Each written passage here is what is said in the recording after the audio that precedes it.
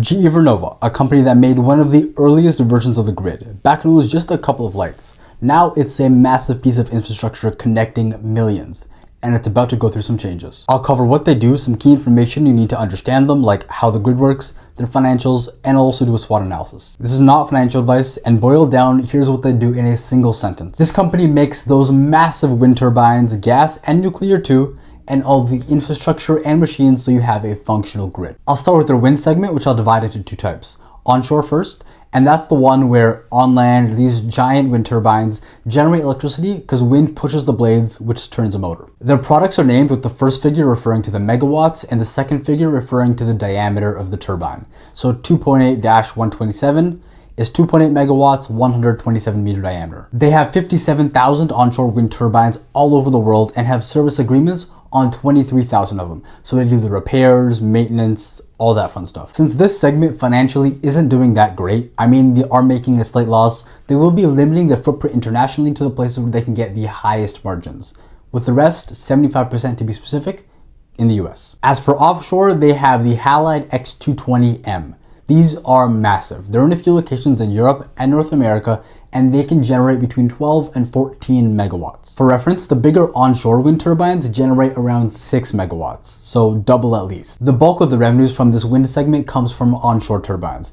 Probably the convenience factor, because it's a little easier to put something in on land compared to the middle of the ocean. Wind is one of the cheapest forms of power, and as we're moving to a more green society, it's gonna play a bigger and bigger role. It's not very popular in the US right now, partially because of political changes, but here are the production timelines and useful life for various forms of power, so it won't be dictated by a single administration.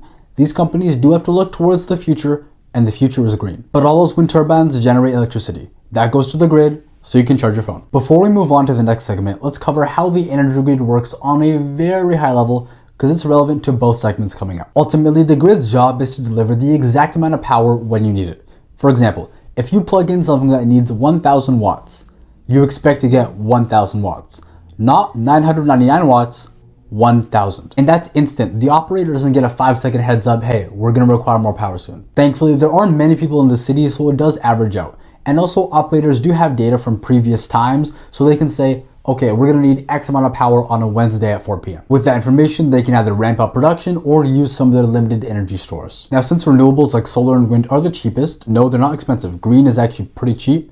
If you have access to those, use it. But you have very little consistency. If it gets cloudy for a week, you get almost nothing. So they have to complement it with other forms of power. For example, nuclear. A lot more stable, and there's not really many factors that can impact it that are outside of your control. But it is hard to ramp up and ramp down to match electricity demands. It takes between 2 and 12 hours to change output levels. This is where things like natural gas and hydropower come in, because when you need more power, using natural gas, you can quickly boost energy output levels. Similarly, hydro plays a role. It can act as a buffer or a battery of sorts. When you're making insufficient power, you can just open up the valves, let some water through, that turns the turbines and you get some electricity. When you're making too much, you can just pump water up. That consumes power, but when you need just a little bit extra, you can use that stored potential energy to fill in the gap. On a high level, this is how the grid works. I did leave out many players, but it's enough to understand the electrification and power segments just a little bit better. The needs of the people who use the grid are growing. You need more energy to power data centers, to charge EVs, because those are getting more and more popular, and the current grid just can't handle that. But it's not like it's impossible for the grid to handle that. It's just that the current grid wasn't built for it. All you need to do is renovate and bolster the grid. And guess who's one of the companies who do that? You guessed it, GE Vernova. Hardware-wise, they make high voltage direct current lines, transformers, so they have some energy storage solutions, switch gears, and they have a lot of other stuff that's needed to improve the grid. On the software side, they have solutions that manage the integration of renewables into the grid, because it's very varied, and a whole lot of other stuff too. These infrastructure projects take a long time. They have a backlog of orders to get through, and that backlog is growing. These projects take years to build out, and revenues have increased 18%. So they are scaling to reach demand, and they're also increasing their prices too. Now, right before we get into their biggest segment called power, it's useful to understand the units of power and their scale. A watt is a unit of power. That is how much energy per second is being transferred. When people say 1 watt hour, that's a measure of energy. How much power would be transferred over the course of 1 hour? A watt times 1 hour is 1 watt hour. The same way that a watt times 3,600 seconds is 1 watt hour. Think of it as a tap pouring water into a bucket. 1 watt is the amount of water flowing out of the tap, and 1 watt hour is how much water will get into the bucket if it flows at the exact same rate for 1 hour. A kilowatt is 1,000 times a watt. That's around how much power a toaster uses. A plant that generates 1 megawatt can power around 800 homes for a year. GE's onshore wind turbines generate around 3 to 6 megawatts. A gigawatt is how much energy some nuclear power plants can generate every second. This is around where the upper limit of power generation starts to lie. For reference, the city of Toronto has a peak power consumption of 4.7 gigawatts. Remember, that's a per second measurement. Now, there isn't anything that used 1 terawatt, but for reference, the United States used 4,065 terawatt hours in 2023. Canada, at the same time, used 594 terawatt hours. Now that we've gone over the units of energy, let's get into the power segment. So the main moneymaker of the power segment is gas turbines. They do dabble in hydro and a little bit of steam, but gas requirements are the ones that are growing. That's where they're getting most of their demand. They make these giant turbines. They run off of natural gas, some of them hydrogen, and can produce between 34 and 571 megawatts of power. So a lot. GE makes them and sells them to other companies, but since they're so complicated, the companies that buy them can't just say, "Hey Bob, go get me my replacement gear from my drawer." It doesn't work that way. You need technicians who know how the actual thing works to service them, and that is something that GE does offer. They currently have 7,000 turbines installed with service contracts on 1,700 of them. They expect gas needs to grow at low single-digit rates for the foreseeable future, but they are getting ready for the 2030s. You'll notice I have already talking about a certain part. Nuclear. They're building what they call small modular reactors in partnership with Hitachi. They can produce up to 300 megawatts, but it's not coming online anytime soon. The first one will be in Ontario, and it's set to be done by 2029. So that's next decade stuff. It'll take a long time, and I'll let the CEO have a few words. The reality is we have 65 plants in the US, 65 gigawatts running with our equipment today. We've got real opportunities to upgrade those plants and create new nuclear electrons this decade. We're working on that. Small modular reactor is going to play an incredibly important role next decade. We'll commission the first plant. 2032 in the US is very practical. Now let's get into the numbers. Here are the 3 segments from 2024. $18 billion for power, 4% more than they made last year. They just simply pushed more out the door, raised the prices, and did more services on their gas turbines. Wind revenues decreased by 1%, which is relatively minor, but they are going to be just a little more picky about the international projects they decide to take on. Unfortunately, they've seen weaker orders come in and some delays at their offshore wind farm called Vineyard, along with changes in grid subsidies and the fact that offshore wind is a lot more expensive than both solar and onshore wind. Overall, it is just a much weaker business, but they do have time and a whole lot of money to turn this around. They're just going to have to work on it a lot. Electricity revenues have seen an 18% growth from products that help automate the grid, manage the integration of renewables, and also stuff related to power conversion, all due to higher sales and higher prices. They've had solid growth over the last 3 years, and they are not slowing down a bit. They have orders for well into the future. Remaining performance obligations, or RPOs, is work that GE Vernova has agreed to do but has not yet done. It's a mix of service because some people want GE to take a look at their equipment, make sure everything's running properly and in good shape, while the other portion is actually making the equipment, like contracts they've written out that says, hey, we'll buy this from you, so make it, send it to us. Remember, gas turbines are their bread and their butter. And as tech improves and GE gets better, they can improve the turbines already in use. Sort of like renovating a bathroom. And in the era where data centers want all the power available, it's a quick, helpful boost. For example, the 9E.03 turbine. You can increase its output by 7%. It's not groundbreaking like, oh my god, no way, what?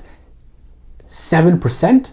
But it's helpful. And here are their EBITDAs for each segment. We can see that power is their breadwinner. While electrification is doing well and growing, wind isn't doing so great. They are improving, but they're not there yet. Breaking revenue down to net income, we can see that each cost has shifted just a little bit, but overall, it has had a huge impact on net income. Because here's net income for the past 3 years. When you look at the data, you can clearly see that they have made some tremendous improvements, each year boosting net income by at least $2 billion. But note that part of that 2024 gain was a near $1 billion sale of their nuclear steam powered activities to EDF, a European energy company. Now let's compare how much they made in Q1 of this year compared to the same time last year. Each segment made a little more revenue. Total revenues increased 11%. EBITDA-wise, they had the same trend. It's just that each segment did a little more better. Total EBITDA increased 142%. And net income is no longer negative. Moving on to stock performance, they have incredibly outperformed their previous buddies by a big margin. The split happened between GE and GE Healthcare in early 2023 and between GE and GE Vernova in April of 2024. That's why I'm only using 1 year, because they haven't been public separately for that long. If we're comparing it to those in the same industry as them, over the course of the year, they have performed extremely well compared to the market, but they are also slightly behind Siemens Energy, a company that is almost exactly like GE Vernova. I mean, look, they're in gas, they're in grid, they're in power, they're in wind too. They're in everything. While Vestas, which is mostly a wind turbine company, hasn't really been doing that great because wind energy isn't so hot at the moment. Balance sheet wise, they have lots of capital being tied up in inventory because these projects take a lot of time and money to build up. They have a credit rating of BBB by Fitch, which means adequate credit quality. And by the way, that's just ability to pay down their debts. That doesn't say anything about future gains or whatever. Their CEO is named Scott Stresick. He's worked for GE and GE Vernova combined for around 20 years. So he does know a thing or two about how the company works. Now let's move on to a SWOT analysis, starting off with strengths. They are one of the only few companies who can renovate the grid and build out turbines. It takes a lot of capital to fund these projects and even more skill to complete them. So there aren't many players who can actually do this, but the ones who are in the arena, they're massive, so they do have to be careful a little bit. They're also booked out well into the future. Matter of fact, here's the CEO's statement about that. That much to me. Gas turbines, we most certainly do. We're sold out for 26 and 27. We're filling out for 28 right now and starting to take orders for 2029 and having commercial discussions for 2030. Well, that's better than aerospace. We've got a real opportunity to serve here. Right. They currently generate 25% of the world's electricity. So they have a lot of experience doing this. And if they did a good job, people generally would probably want to work with them again. Some weaknesses are their offshore wind projects aren't doing that great because of delays and canceled projects. But this segment is showing some steady improvement. Opportunity-wise, energy demand is going up in the short term due to data centers. And in the longer term, EVs are going to start to strain the grid's capacity. The renovations are happening now. Although it's way too early to start commenting on how good it is, let's just keep an eye out to see how good their modular nuclear power stations are in their partnership with Hitachi. Some threats is that the current administration isn't exactly very fond of green energy. They'll also have to fight with some competition to get the contracts to build out the energy demands that cities, counties, and everyone require. GE is on the forefront of power changes and has been for a long time. And matter of fact, if I had not done this video, I would not have had any clue that they were in renewable energy. So, hey, you learn something new every day. That's it. Like, sub, goodbye, people.